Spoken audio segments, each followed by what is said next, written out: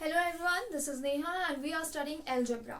So in previous parts we have studied about the concept and the exercise 11.1 and 2. Now we are going to do exercise 11.3.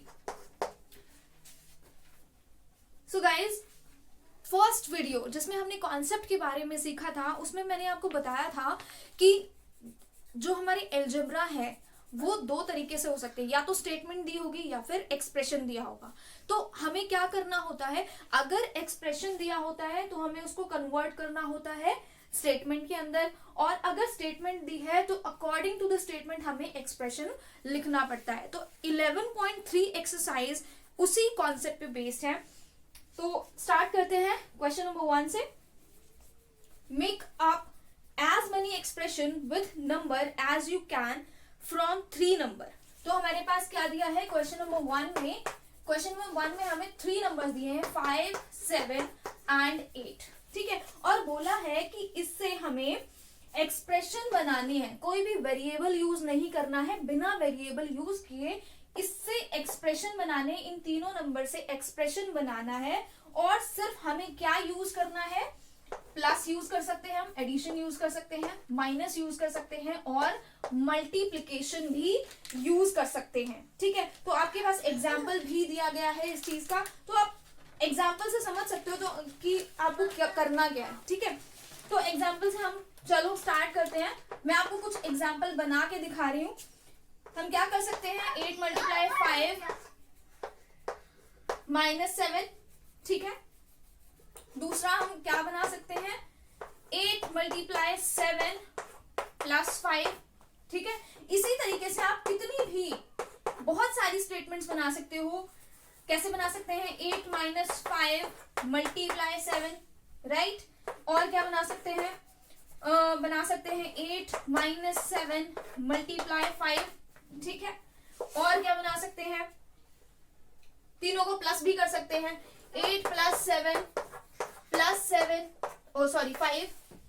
ठीक है, 5, 8 + 7 -5। बहुत सारी statements, बहुत सारी expressions हम बना सकते हैं, right.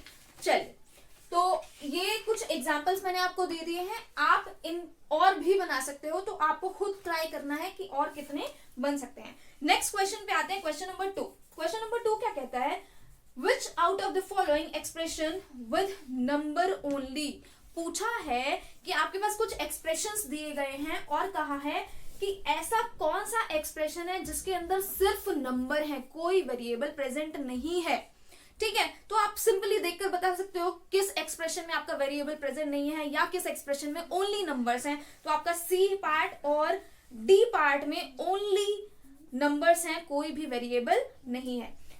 Now coming to question number 3, identify the operation addition, subtraction, division, multiplication in forming the following expression and tell how the expression have been formed।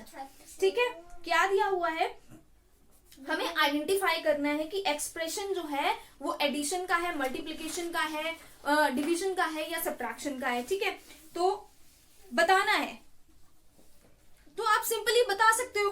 ठीक है, कैसे बता सकते हैं, देखो कैसे बता सकते हैं कि हमारे एक्सप्रेशन में एडिशन हो रहा है कि मल्टीप्लिकेशन हो रहा है, आप जानते हो। ठीक है, मैं सिर्फ आपको गाइड कर रही हूँ। देखो, प्लस एडिशन क्या होता है, प्लस होता है, सब्ट्रैक्शन माइनस होता है, मल्टीप्लिकेशन मल्टीप्लाई होता है, और डिवीजन क्या होता है, डिवाइड होता है ना। तो जहां पर भी मल्टीप्लिकेशन होता है, मैंने आपको बताया था जब हम वेरिएबल की बात करते हैं, अलजेब्रा की बात करते हैं, तो मल्टीप्लाई में हम मल्टीप्लाई का साइन नहीं लगाते, क्या करते हैं, सीधा सिंपल लिख देते हैं 7m या 5n। इसका मतलब क्या है, 7 × m है। ठीक है, या 5 × n है। इसका मतलब ये है कि जहां पर मल्टीप्लाई नहीं दिख रहा होगा वहां पर तो मल्टीप्लिकेशन है सॉरी, और जहां पर हमारे साइन लगे होंगे प्लस का, माइनस का, या कहीं पर फ्रैक्शन होगा तो वहां डिवीजन हो जाएगी। ठीक है, चलो एक आधा क्वेश्चन कर लेते हैं। तो फर्स्ट पार्ट में ही फर्स्ट पार्ट बता रही हूं मैं, z + 1 दिया है, तो यहाँ क्या हो रहा है, हम दिख रहा है हमें क्या क्या हो रहा है यहाँ पे, एडिशन।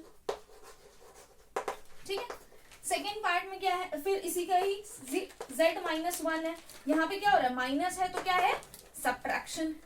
ठीक है, ओके। नेक्स्ट फिर आपके दोनों वही पार्ट हैं। मैं बी पार्ट पे जा रही हूँ। बी पार्ट में आपका मल्टीप्लिकेशन है, लिखा है 17y। देखो 17y के y और 17 के बीच में कोई साइन नहीं है, इसका मतलब ये क्या है, मल्टीप्लिकेशन। ठीक है, तो आपको पता चल गया। नेक्स्ट है, इरेज कर देती हूँ क्योंकि डिवीजन का आपको अभी तक मैंने कोई भी एग्जांपल नहीं कराया है, तो डिवीजन के लिए मैं थोड़ा बोर्ड साफ कर लूं सो दैट आपको क्लियरली समझ आ जाए। लिखा है y डिवाइडेड बाय 17। ठीक है, देखो मैंने आपको बताया था कि अगर फ्रैक्शन आ जाए तो ये फ्रैक्शन ही है ना, y के डिवाइड में 17 है ना, तो इसको हम क्या लिखेंगे, ये क्या है, डिवीजन हो रही है। यहाँ पर क्या हो रही है, डिवीजन हो रही है। ये कौन सा एक्सप्रेशन है, डिवीजन वाला एक्सप्रेशन है। ठीक है, चलो फिर यहां से आपको समझ में आ गया कि डिवीजन कैसे हो सकता है, फ्रैक्शन में हो सकता है। Question number 4, give expression for the following cases. अब देखो आपको स्टेटमेंट दी हुई है और आपको एक्सप्रेशंस लिखने हैं। मैंने आपको जब फर्स्ट वीडियो भेजी थी, जब फर्स्ट वीडियो अपलोड हुई थी, तो उसमें बताया था कि अगर आपका एक्सप्रेशन दिया है तो आपको स्टेटमेंट कैसे बनानी है, या स्टेटमेंट दी है तो एक्सप्रेशन कैसे बनाना है। लिखा है 7 एडेड टू p। क्या लिखा है, 7 एडेड टू p। तो 7 क्या हो रहा है, p में ऐड हो रहा है, तो p प्लस 7, या इसको ऐसे भी लिख सकते हैं 7 प्लस p। हम जानते हैं क्योंकि अगर एडिशन कर रहे हैं तो आगे कर लो या पीछे कर लो कोई फर्क नहीं पड़ता, लेकिन सब्ट्रैक्शन में इस चीज का फर्क पड़ता है। आपको सब्ट्रैक्शन में, मल्टीप्लिकेशन में और डिवीजन में ध्यान रखना पड़ेगा कि आपको वेरिएबल कहाँ लेना है और नंबर कहाँ लेना है। ठीक है, फ्रॉम का मतलब होता है इसमें से, फ्रॉम से होता है ना, फ्रॉम का मतलब से होता है। चलो एक सब्ट्रैक्शन वाला भी कर लेते हैं, सेकेंड पार्ट ही है सब्ट्रैक्शन वाला। 7 सब्ट्रैक्टेड फ्रॉम p, लिखा है 7 सब्ट्रैक्टेड फ्रॉम p। 7 जो है वो p से सब्ट्रैक्ट हो रहा है, तो p माइनस 7 लिखोगे आप। 7 माइनस p नहीं लिख सकते क्योंकि कहा है फ्रॉम p, p में से 7 को सब्ट्रैक्ट करना है। ठीक है, ये लिखा हुआ है। यहाँ पे आप स्टेटमेंट को थोड़ा सा ध्यान से पढ़ोगे सब्ट्रैक्शन और डिवीजन की फॉर्म में। ठीक है, next question number 5। Sorry, question number 5 में भी यही है, सेम क्वेश्चन है। एंड क्वेश्चन नंबर 6 जो है वो है from expression using t and for use not more than one more every, first question की तरह। ठीक है, आप इजीली कर सकते हो। तो ये था कॉन्सेप्ट हमारा, स्टेटमेंट से एक्सप्रेशन तक और एक्सप्रेशन से स्टेटमेंट तक, और आपको पहचानना है कहाँ पे एडिशन हो रहा है, कहाँ पे सब्ट्रैक्शन हो रहा है। So this was your exercise 11.3।